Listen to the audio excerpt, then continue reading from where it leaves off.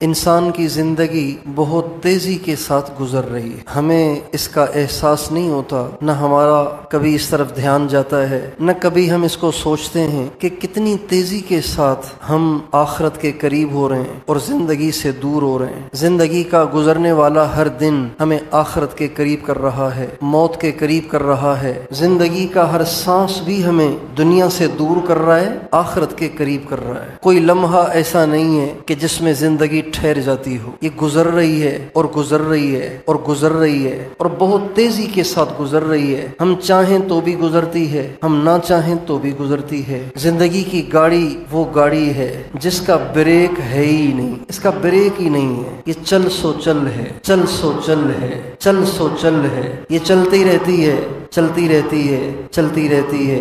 جب اس کا اسٹاپ آ جاتا ہے تو اللہ تعالیٰ کی طرف سے اس کو ٹھہرنا پڑتا ہے۔ پھر یہ نہیں دیکھا جاتا کہ بوڑھا ہے یا جوان ہے، بیمار ہے یا صحت مند ہے، کوئی حادثہ بھی پیش آیا یا کوئی حادثہ بھی پیش نہ آیا، ہنستے ہنستے لوگ مر جاتے ہیں اور نکاح پڑھتے پڑھتے لوگ مر جاتے ہیں، نگاہ پڑھاتے پڑھاتے لوگ مر جاتے ہیں، رخصتی کے دوران مر جاتے ہیں، ابھی پہلی رات بھی نہیں گزارتے اس سے پہلے ہی مر جاتے ہیں۔ نکاح ہو جاتا ہے، رخصتی سے پہلے ہی اللہ تعالیٰ کی طرف سے بلاوا آ جاتا ہے۔ بڑی تیزی کے ساتھ ہماری زندگی گزر رہی ہے۔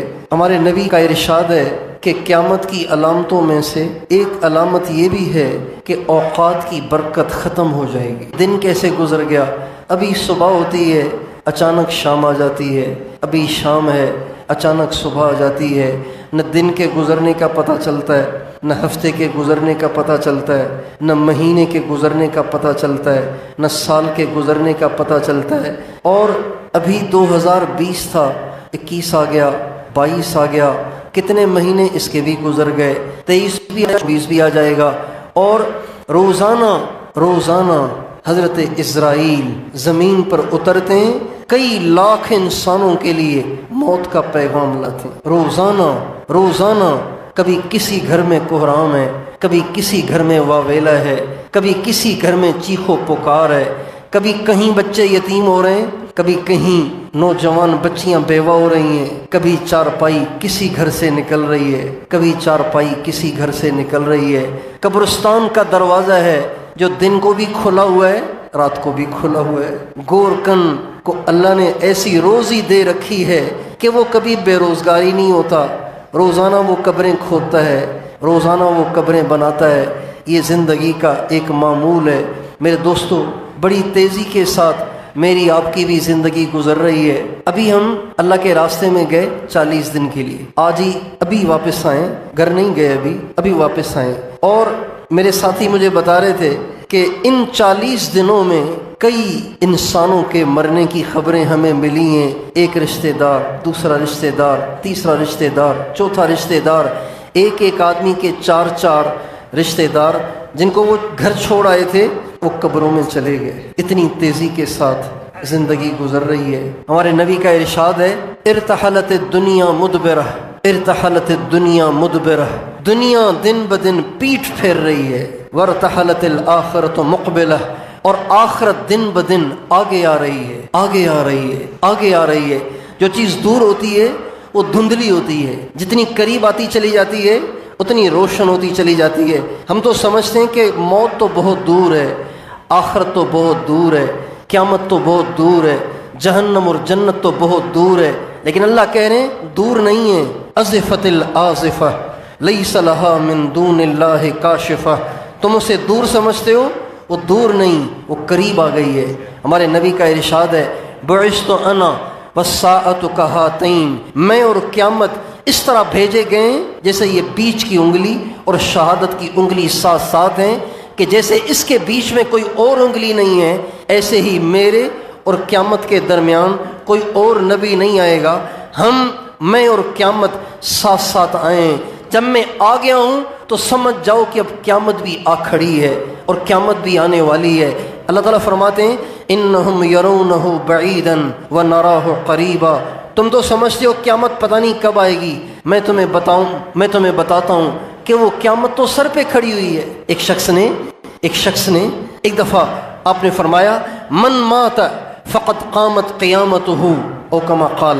आपने फरमाया जिसको मौत आ गई ना, जिसको मौत आ गई, जो दुनिया से आंखें बंद करके मर गया, समझो कि उसकी क़यामत तो आ गई, आएगी नहीं, उसकी क़यामत तो आ गई।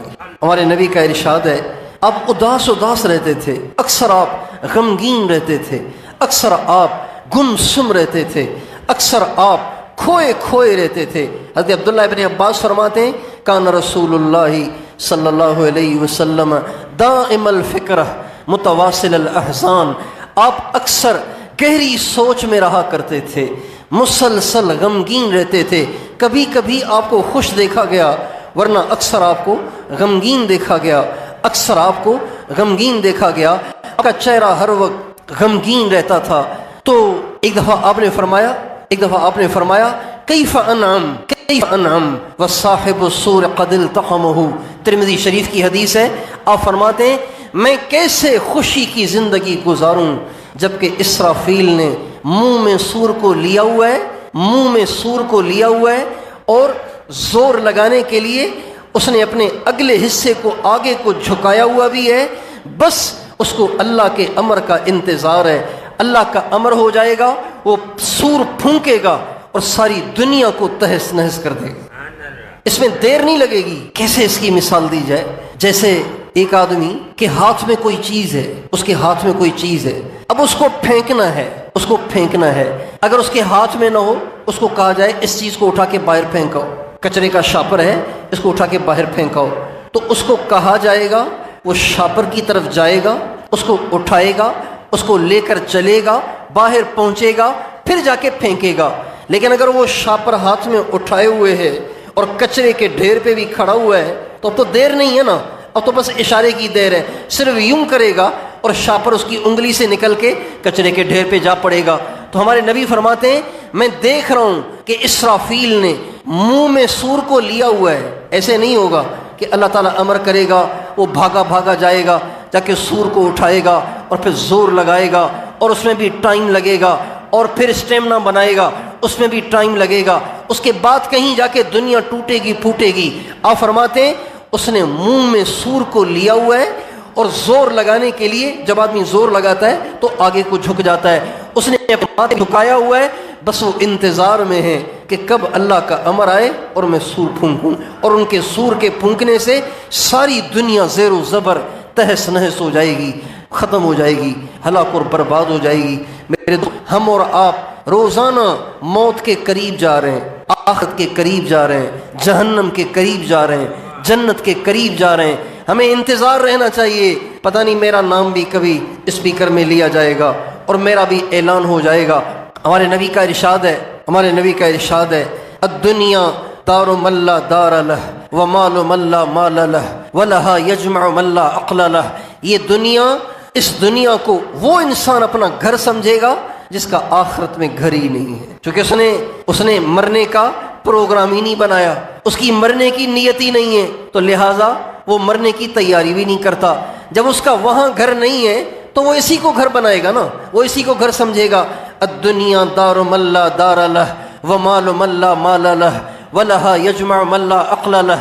और ये दुनिया उसका माल है जिसका आगे कोई माल नहीं है, और इसको वो जमा करेगा जिसके पास अकल और समझ न हो। जिसके पास अकल समझ होगी तो वहां के लिए जमा करेगा जहां उसे हमेशा रहना है। इसलिए बहुत तेजी के साथ जिंदगी का पहिया घूम रहा है, बड़ी तेजी के साथ जिंदगी गुजर रही है। हमारे नबी का इरशाद है, अलम तरो अफला तरून इलल लैल वन नहार। नहीं, ये हजरत अली का इरशाद है। अफला तरून इलल लैल वन नहार युबलियान कुल्ल जदीद व युक़र्रिबान कुल्ल बईद। देखते नहीं हो कि दिन और रात कितनी तेजी के साथ गुजर रहे हैं, हर नई चीज को पुराना कर रहे हैं और हर दूर को करीब कर रहे हैं।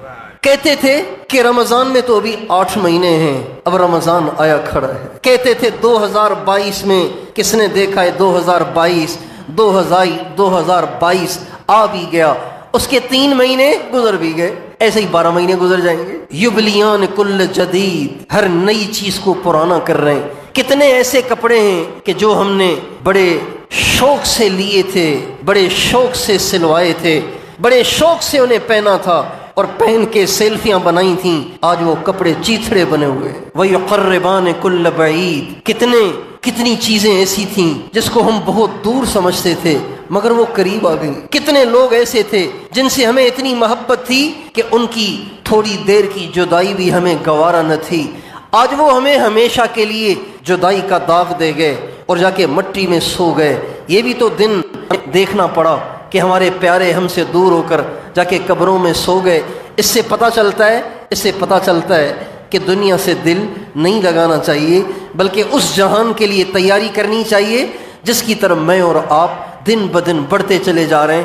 حضرت اماں فاطمۃ الزہرا رضی اللہ تعالی عنہا کا جب انتقال ہوا تو حضرت علی اس وقت موجود نہیں تھے۔ قبر شریف پہ گئے اور قبر پہ جا کے کہا السلام علیک، ہم پڑھتے ہیں نا السلام علیکم یا اہل القبور، تو قبر پہ جا کے سلام پڑھا تو محبت تو تھی نا، اور نبی کریم صلی اللہ علیہ وسلم کی گویا حضرت فاطمہ نشانی تھیں۔ اما عائشہ رضی اللہ عنہ فرماتی ہیں دنیا میں کوئی بھی نبی کریم صلی اللہ علیہ وسلم کے مشابہ چال ڈھال میں، عادات میں، اطوار میں، شکل و صورت میں فاطمہ سے بڑھ کر نہیں تھا۔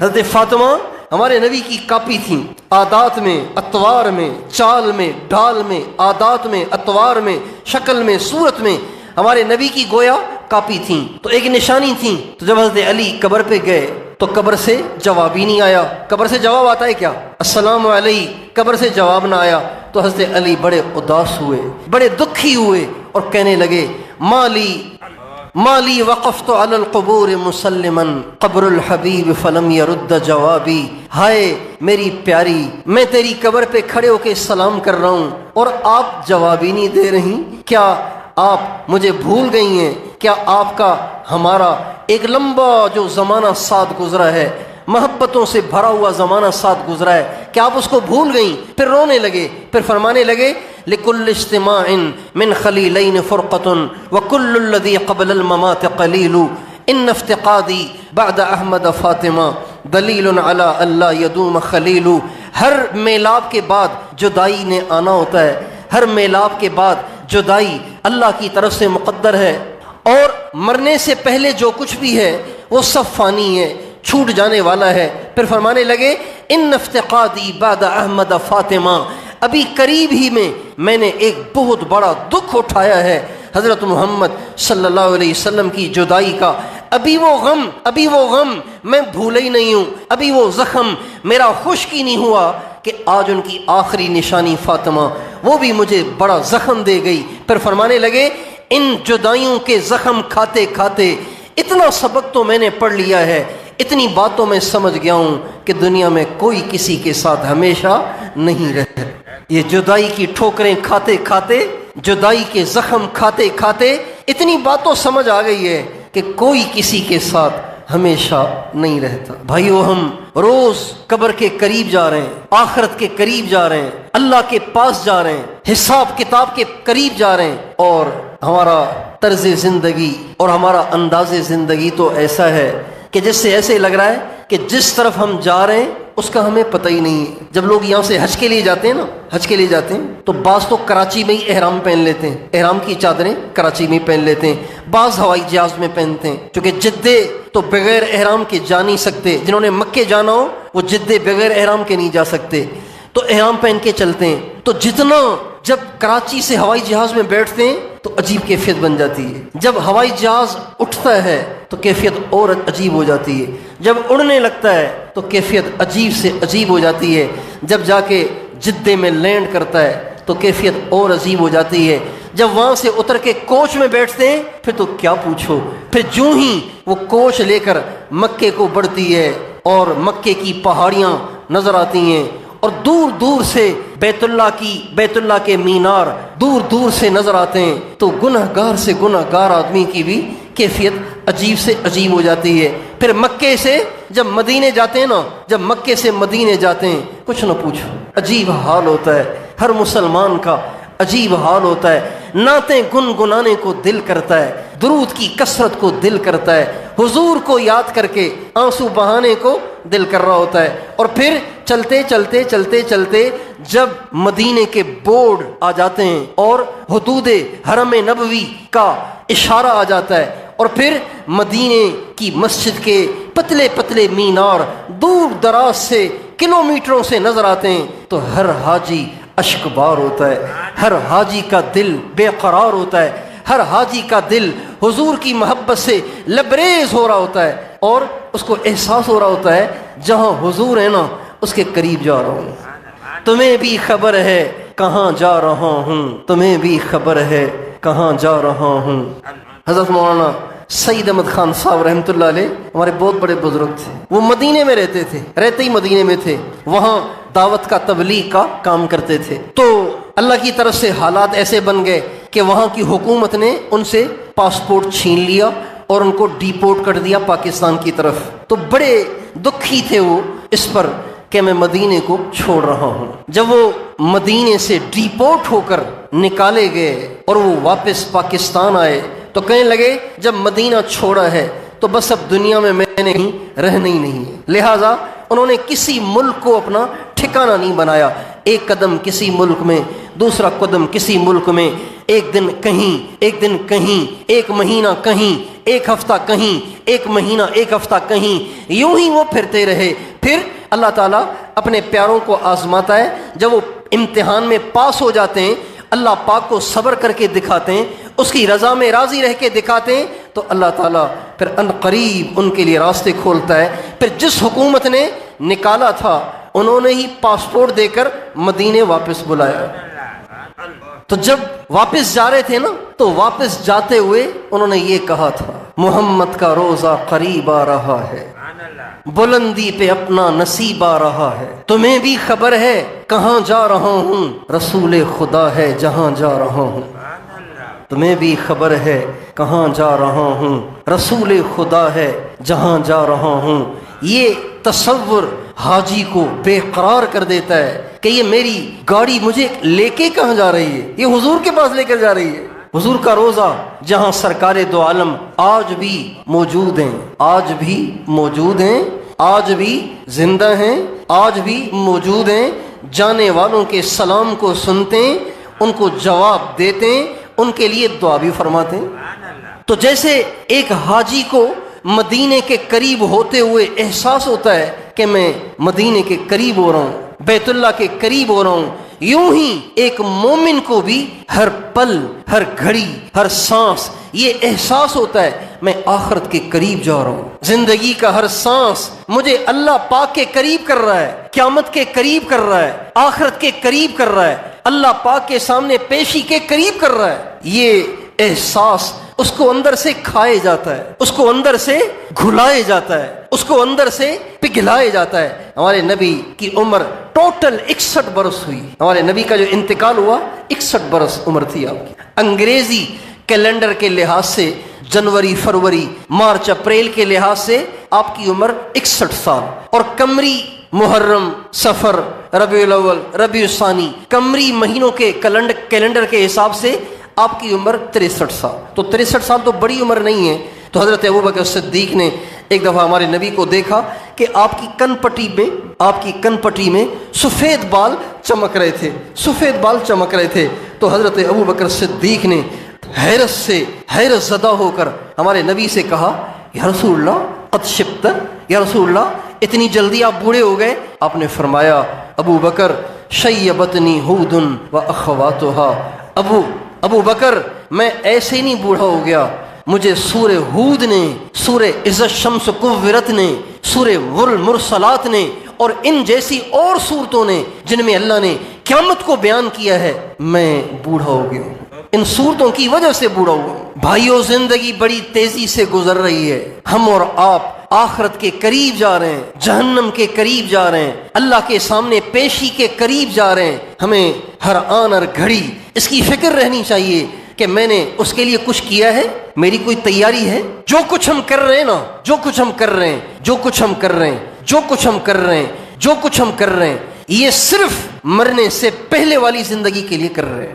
ایک دکاندار صبح کو نکلتا ہے، رات تک دکان چلاتا ہے۔ ایک ملازم صبح کو نکلتا ہے، شام تک ملازمت کرتا ہے۔ ایک مزدور صبح کو نکلتا ہے، شام تک مزدوری کرتا ہے۔ کوئی 24 گھنٹے سروس کرتا ہے، کوئی رات کی ڈیوٹی کرتا ہے، کوئی دن کی ڈیوٹی کرتا ہے۔ سارا دن لگے ہوئے ہیں۔ آپ ابھی بھی جائیں بازار بھرے پڑے ہیں، ابھی بھی جائیں سڑکیں بھری پڑی ہیں، اور یہ جو ہمارا نیشنل ہائی وے ہے ابھی بھی ٹرکوں سے، ٹرالوں سے بھرا پڑا ہے، بسوں سے، کاروں سے بھرا پڑا ہے۔ یہ ساری گہما گہمی اور یہ سارا رش اور یہ سارا اجتحام کس لیے؟ صرف مرنے سے پہلے کی زندگی کو بنانے کے لیے۔ لوڈر کراچی سے مال لے رہا ہے، پشاور لے کر جا رہا ہے، اس لیے نہیں کہ آخرت بن جائے، اس لیے کہ بچوں کے لیے روٹی کا انتظام کرنا ہے۔ مزدور سارا دن مزدوری کرتا ہے، اس لیے کہ مزدوری نہ کروں تو بچوں کو کہاں سے کھلاؤں۔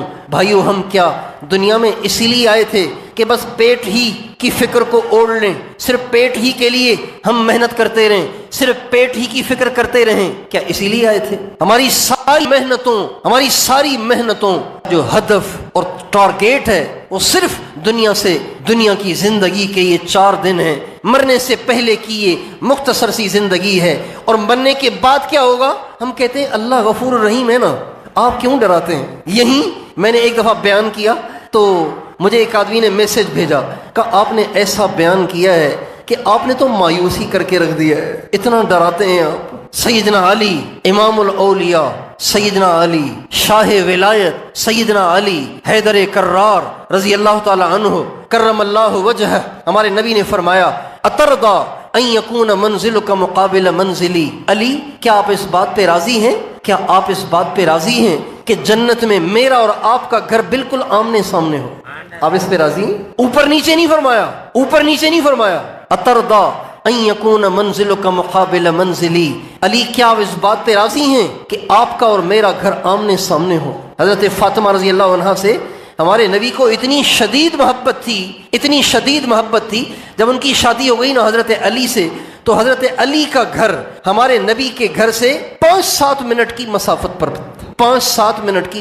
پر 2003 میں میرا جانا ہوا تو میں نے تحقیق کی کہ حضرت علی کا گھر کہاں تھا، تو ڈھونڈتے وہاں پہنچے تو مجھے یہ حدیث یاد آئی کہ ہمارے نبی کی بیٹی کا نکاح ہو گیا تھا، پھر آپ نے اپنی بیٹی سے فرمایا تھا فاطمہ تو بہت دور چلی گئی ہے، کاش کہ تیرا گھر میرے گھر کے ساتھ ہوتا۔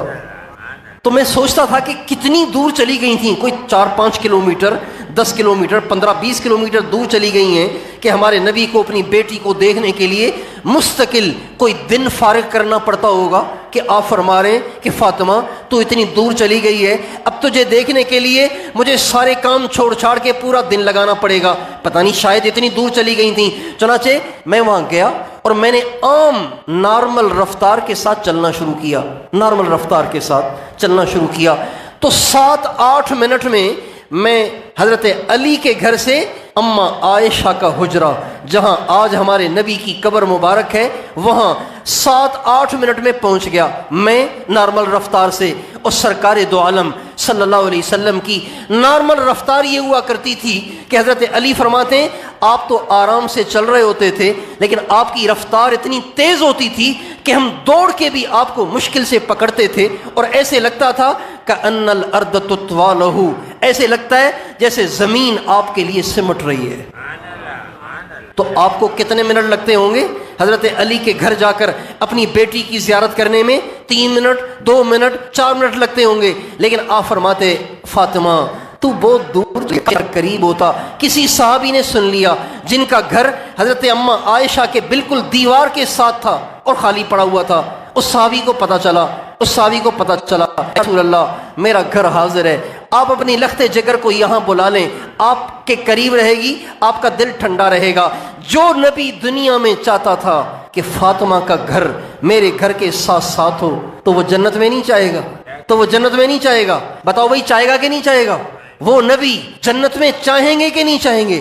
ضرور چاہیں گے۔ تو کیا حضرت فاطمہ اکیلی رہیں گی، حضرت علی نیچے ہوں گے، حضرت فاطمہ اوپر ہوں گی؟ ایسے بھی نہیں ہو سکتا۔ لہذا آپ نے فرمایا اترضا ان یکون منزلک مقابل منزلی، علی کیا تو اس بات پہ راضی ہے کہ تیرا گھر میرے گھر کے آمنے سامنے ہو، روزانہ ملاقات ہوتی رہے؟ تو حضرت علی رونے لگے، کہنے لگے یا رسول اللہ میں کیوں راضی نہ ہوں اتنی بڑی بشارت کے بعد؟ اور آپ نے فرمایا لو ان السماوات السبع والارضین السبع وضعت فی کفۃ و ایمان علی فی کفۃ لرجح ایمان علی۔ آپ نے فرمایا ساتوں آسمان ترازو کے ایک پلڑے میں، ساتوں زمینیں ترازو کے اسی پلڑے میں رکھے جائیں اور اکیلے علی کا ایمان ترازو کے دوسرے پلڑے میں رکھا جائے، علی کا ایمان سب سے بھاری ہے۔ آپ پہچان گئے کہ علی کون ہے، سمجھ گئے کہ علی کون ہے، علی کے ایمان کا کیا درجہ ہے، علی کا اللہ کے کیا مقام ہے، علی کے اعمال کی کیا ویلیو ہے، علی نے آخرت کی کس درجے تیاری کر رکھی ہے۔ لیکن حضرت زرار ابن زمرہ کنانی رضی اللہ عنہ فرماتے ہیں میں عینی گواہ ہوں اس واقعے کا کہ میں نے حضرت علی کو رات کے اندھیرے میں دیکھا کہ اپنی مٹھی سے اپنی داڑھی کو پکڑے ہوئے تھے اور جھوم رہے تھے اور رو رہے تھے، اتنے آنسو گر رہے تھے کہ ان کی داڑھی ان کے آنسوؤں سے گیلی ہو رہی تھی۔ یتململ تململ السلیم ویبکی بکاء الحزین، وہ ایسے تڑپ رہے تھے جیسے غموں کا مارا ہوا تڑپتا ہے، ایسے اور ایسے رو رہے تھے جیسے غموں کا مارا ہوا روتا ہے، اور ایسے تڑپ رہے تھے جیسے بچھو کا ڈسا ہوا تڑپتا ہے۔ اور پتہ ہی کیا کہہ رہے تھے؟ آہ من قلت الذات وبعد السفر ووحشت الطریق، ہائے افسوس راستے کی تنہائی، ہائے افسوس منزل کی دوری، ہائے افسوس کہ عمل تھوڑا ہے۔ جس آخرت کی طرف میں آپ سب جا رہے ہیں اسی آخرت کی طرف جاتے ہوئے اتنی بڑی تیاری کرنے والا، اتنے بڑے ایمان والا، اتنی ساری بشارتیں پانے والا ایسے پریشان ہے، ایسے بے قرار ہے، ایسے رو رہا ہے۔ اس لیے دوستو زندگی بڑی تیزی سے گزر رہی ہے، بہت تیزی سے گزر رہی ہے، اور یہ بال بہت تیزی سے سفید ہو رہے ہیں، بہت تیزی سے سفید ہو رہے ہیں، چہروں پہ جھریاں بڑی تیزی سے آ رہی ہیں، رنگ دن بدن بدل رہے ہیں، طاقت دن بدن کمزوری سے بدل رہے ہیں۔ ہمیں چاہیے کہ ہم اس جہان کی تیاری کریں جہاں ہم جا رہے ہیں۔ اس کی تیاری کیا ہے؟ اس کی تیاری بہت آسان ہے، مشکل نہیں ہے۔ اللہ تعالیٰ جس مالک کون و مکان کے ساتھ ہمارا واسطہ ہے وہ کریم اتنا ہے، وہ کریم اتنا ہے، وہ کریم اتنا ہے، وہ کریم اتنا ہے کہ جب بندہ اس کے سامنے اپنی طلب کا اظہار کرتا ہے تو وہ اس پہ بھی اس کو بہت کچھ دے دیتا ہے، طلب کا اظہار کرتا ہے، بشرطے کہ پچھلی زندگی سے توبہ طائب ہو جائے۔ جب یوں کہتا ہے نا بندہ یا اللہ آج تک جو کچھ ہوا معاف کر دے، اب نہیں کروں گا، تو اللہ یہ نہیں دیکھتے کہ چھوٹا مجرم ہے یا بڑا ہے، چھوٹا گناہ گار ہے یا بڑا گناہ گار ہے۔ 100 سال کا کافر بھی اگر یوں کہہ کر اس کے سامنے جھکتا ہے اللہ معاف کر دے اب نہیں کروں گا، اللہ ایک قلم پھیر کر اس کی زندگی کے سارے کفر اور شرک کو بھی معاف کر دیتا ہے۔ حضرت عمرو بن عاص جب ہمارے نبی کے پاس مسلمانوں نے آئے نا تو آپ نے ہاتھ بڑھایا بیعت کے لیے ہاتھ بڑھایا، تو حضرت عمرو بن عاص نے ہاتھ بڑھاتے بڑھاتے پیچھے کھینچ لیا۔ آپ حیرت میں پڑ گئے، ہاں بھائی عمر کیا ہو گیا؟ تم خود ہی تو آئے تھے اسلام کی طلب لے کے اور بیعت کرتے کرتے ہاتھ پیچھے کو کھینچ لیا کہ یا رسول اللہ ایک اشکال ہے، ایک پریشانی ہے، اس کو دور فرمائیں پھر بیعت کر لوں گا۔ اور ہمیں کیا کہ ساری زندگی آپ سے مقابلے کیے ہیں، ساری زندگی آپ کو اذیتیں دی ہیں، ساری زندگی اسلام کی جڑیں کاٹی ہیں، ساری زندگی اللہ کو ناراض کیا ہے، کفر کی زندگی گزاری ہے، تو اس کا کیا ہوگا؟ کیا اب جو زندگی گزاریں گے اس کی نیکیاں بھی ملیں گی اور پیچھے جو زندگی گزاری ہے اس کی سزا بھی بھگتنی پڑے گی؟ کیا یہی ہوگا؟ آپ نے فرمایا کیا تجھے معلوم نہیں ہے ان الہجرت اما تعلم ان الہجرت تہدم ما کان قبلہا وان الاسلام یہدم ما کان قبلہ؟ تمہیں معلوم نہیں ہے جب انسان اسلام میں داخل ہو جاتا ہے اللہ اس کے پچھلے سارے گناہوں کی عمارت کو ڈھا دیتا ہے۔ آخرت کی تیاری کرنا مشکل نہیں ہے، اللہ پاک کی طرف سے اتنے مواقع ملتے ہیں بندوں کو کچھ نہ پوچھو، بہت موقع ملتے ہیں گناہوں کو بخشوانے کے۔ جیسے یہ موبائل کمپنیوں والے روز نئے پیکیجز نکالتے ہیں نا، روز نئے پیکیجز نکالتے ہیں، یہ بیچارے کیا پیکیجز نکالیں گے؟ وہ اللہ جو ماؤں سے زیادہ مہربان ہے وہ بھی پیکیجز بھیجتا ہے، کبھی شب برات کی شکل میں، کبھی شب قدر کی شکل میں، کبھی عید کی شکل میں، کبھی نمازوں کی شکل میں، کبھی جمعے کی نماز کی شکل میں۔ ہمارے نبی نے فرمایا جس نے جمعہ پڑھا پچھلے جمعے سے لے کے اب تک جتنے گناہ کیے تھے سب معاف۔ جس نے جمعہ پڑھا، جو عشاء کی نماز جماعت سے پڑھے، فجر کی نماز جماعت سے پڑھے، ساری رات عبادت میں لکھا جائے گا۔ بشر المشائین فی الظلم بالنور التام یوم القیامہ، جو اندھیروں میں مسجدوں کی طرف جاتے ہیں، ہمارے نبی فرماتے ہیں جاؤ جا کے لوگوں کو بتاؤ قیامت کے دن اللہ ان کو قیامت کے اندھیرے سے محفوظ رکھے گا۔ 5 نمازیں جو پڑھتا ہے، 5 نمازیں، ایک نماز پڑھتا ہے تو پچھلی نماز سے لے کے اس نماز تک جتنے گناہ کیے سب معاف۔ اور آپ نے فرمایا چلتے ہوئے ٹھوکر لگ جائے تو بھی گناہ معاف ہوتا ہے، کانٹا لگ جائے تو بھی گناہ معاف ہوتا ہے، سر میں درد ہو جائے تو بھی گناہ معاف ہوتا ہے، پیٹ میں درد ہوتا ہے تو بھی گناہ معاف ہو جاتا ہے، کانٹا بھی چبھے تو بھی گناہ معاف ہوتا ہے، بچہ مان ہی نہیں رہا، آپ کا دل پریشان ہو رہا ہے، اس پہ گناہ معاف ہو رہے ہیں، بیوی نہیں مان رہی، بیوی نافرمان ہے اور بیوی بے وفا ہے اور بیوی خدمت نہیں کرتی اور بیوی پوچھتی نہیں ہے اور دل پریشان ہے اور دل اداس ہے اور ٹینشن چڑھ رہی ہے، اس پہ بھی گناہ معاف ہو رہے ہیں۔ اور خاوند بیوی سے محبت نہیں کر رہا، خاوند بیوی کو پیار نہیں دے رہا، خاوند بیوی کو پوچھ نہیں رہا، جب آتا ہے سیدھا ماں کے کمرے میں گھس جاتا ہے، جب آتا ہے سیدھا بہنوں کے کمرے میں گھس جاتا ہے، بیوی اتنی قربانی کر کے اس کے گھر آئی اور اس کے لیے آئی اور یہ بیوی کو پوچھ ہی نہیں رہا۔ اب یہ بیوی بیچاری اندر ہی اندر میں گھل گھل کے ٹینشن کی مریض بن گئی، ڈپریشن میں چلی گئی اور بلڈ پریشر ہائی رہنے لگا اور شوگر پیشنٹ ہو گئی، صرف یہ سوچ سوچ کے کہ جس کے لیے سب کچھ چھوڑا تھا وہی میرا نہ ہوا، نہ خدا ہی ملا، نہ وصال صنم، نہ ادھر کے رہے نہ ادھر کے رہے، نہ خدا ہی ملا وصال صنم۔ کروڑوں بچیاں ایسی ہیں جو اس دکھ میں مبتلا ہیں، اس پر بھی گناہ اللہ معاف کرتا ہے، اس پر بھی اللہ گناہوں کو معاف کرتا ہے۔ ساس الٹی سیدھی شکایتیں لگا کے پٹواتی ہے، اس پہ بھی گناہ معاف ہوتے ہیں۔ نند الٹی سیدھی شکایتیں اپنے بھائی کو لگا کے اپنی بھابھی کو پٹواتی ہے، اس پہ بھی گناہ معاف ہوتے ہیں۔ نند بیٹھی ہوئی ہے، ساس بیٹھی ہوئی ہے ٹانگ پہ ٹانگ رکھ کر کرسی پر، سارے برتن بہو کے ہی سر ڈالے ہوئے ہیں، سارے کپڑے بہو کے ہی سر ڈالے ہوئے ہیں، سارے گھر کے کام بہو کے ذمہ ہی لگائے ہوئے ہیں، روٹی بھی اسی نے پکانی ہے، سالن بھی اسی نے پکانا ہے، مہمانوں کے لیے چائے بھی اسی نے بنانی ہے، ساس اور سسر کے کپڑے بھی اسی نے دھونے، اور یہ بیچاری اسے بھگت رہی ہے، کیا کرے، بول نہیں سکتی، اس پہ بھی اللہ گناہ معاف کرتا ہے۔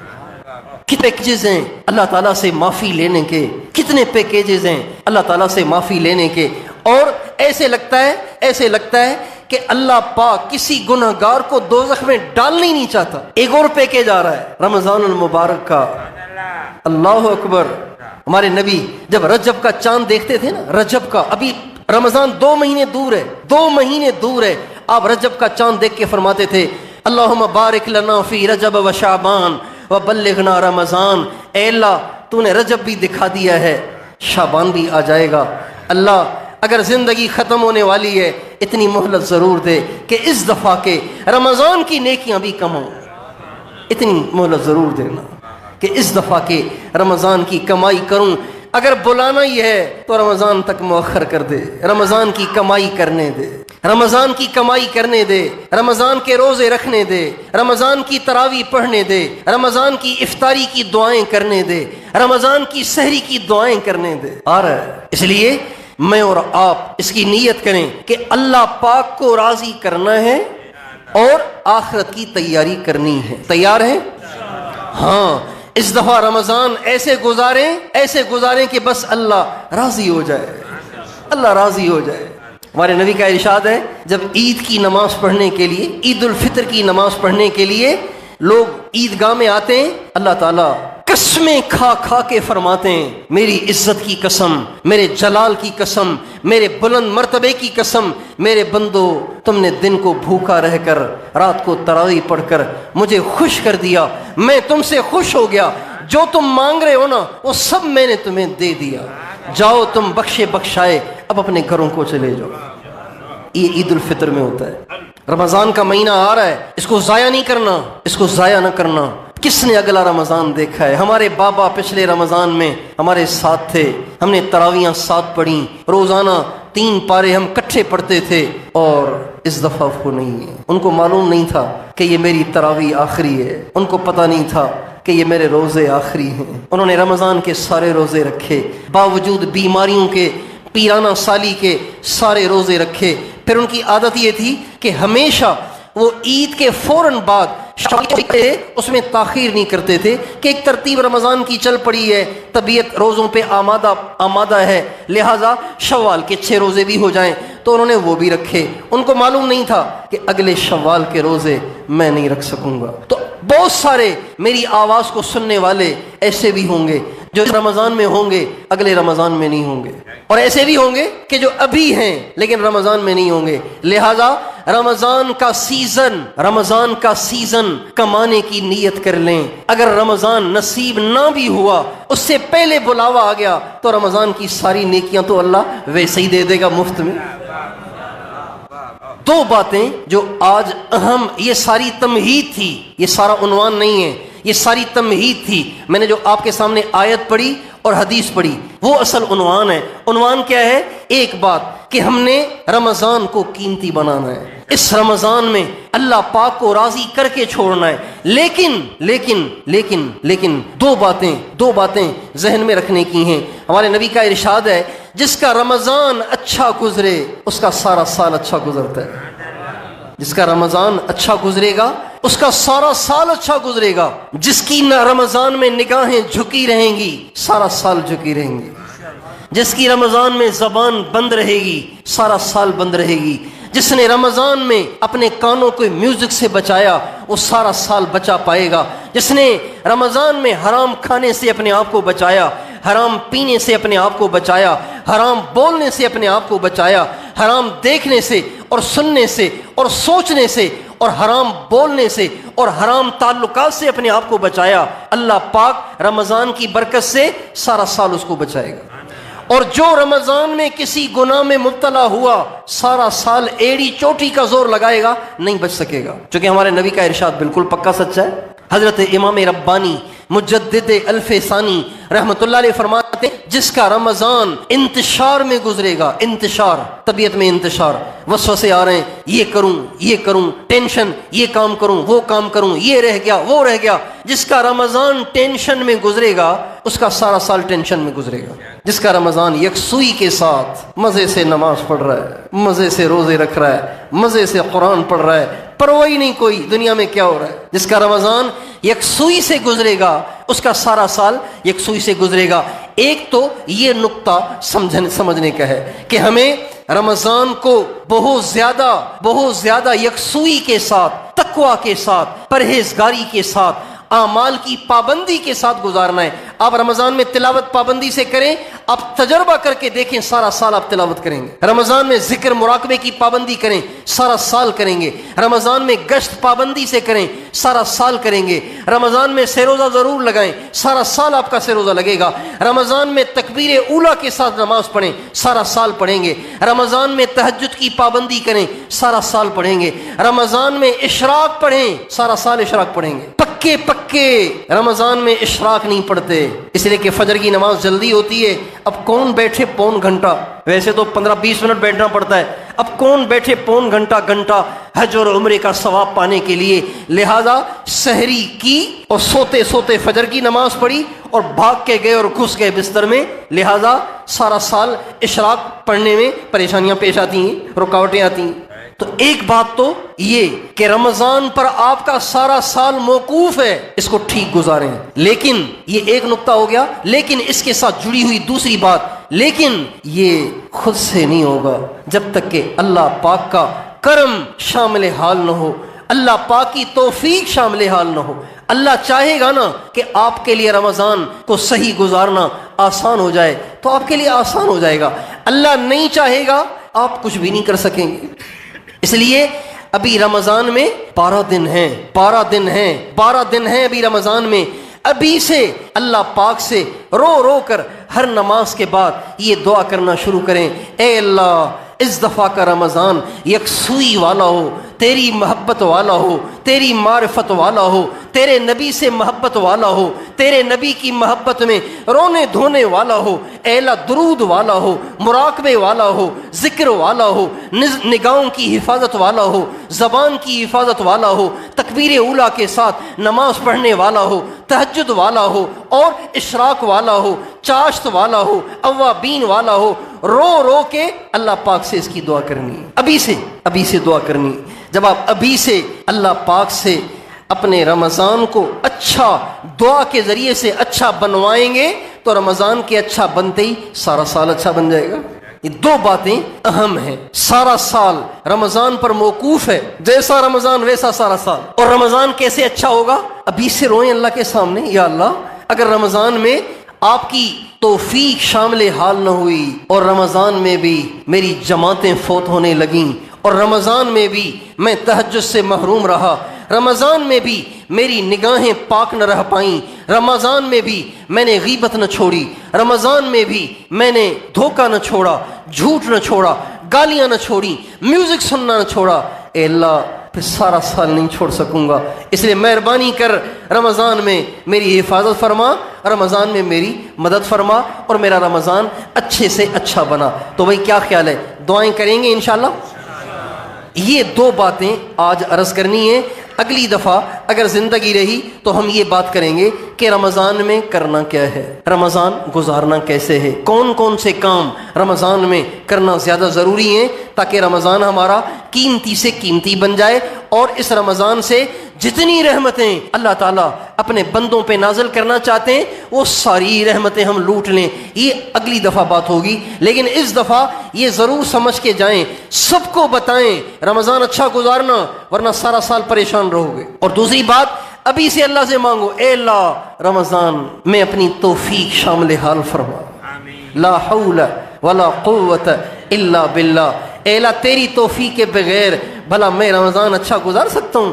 تیری توفیق کے بغیر بھلا میں برائی سے بچ سکتا ہوں؟ تو ہی بچائے گا، اللہ بچائے گا، گناہوں سے اللہ بچائے گا۔ یوسف علیہ السلام کتنے بڑے نبی ہیں، کیا نبی کا کتنا بڑا ایمان ہوتا ہے، لیکن جب زلیخا نے ان کو بلایا، اپنی طرف بلایا، زلیخا نے اپنی طرف بلایا، تنہائی ہے، کوئی نہیں ہے، اتنی خوبصورت عورت پاس ہے اور سارے اسباب مہیا ہیں، لیکن جب عورت نے اپنی طرف بلایا تو یہ نہیں کہنے لگے چل یہاں سے، تو نہیں میرا کچھ بگاڑ سکتی، تو نہیں مجھے ورغلا سکتی، یوں نہیں کہا، فرمانے لگے معاذ اللہ، قال معاذ اللہ، اے اللہ تو بچائے گا۔ وراودته التي هو في بيتها وقالت هيت لك، بلایا اس نے تو فرمانے لگے اللہ، اے اللہ تو ہی بچائے گا، اللہ ہمیں بچائے گا نا تو پھر انشاءاللہ آسانی ہو جائے گی۔ تو بہت مانگیں، بہت مانگیں، بہت مانگیں، ہر نماز کے بعد اہتمام سے مانگیں، اے اللہ اس دفعہ کا رمضان مجھے اچھا گزارنے کی توفیق دے، اعمال کی پابندی والا، تقوی پرہیزگاری والا، یکسوئی والا، صحت والا، بشاشت والا، عافیت والا، بیزاری والا نہیں، بشاشت والا۔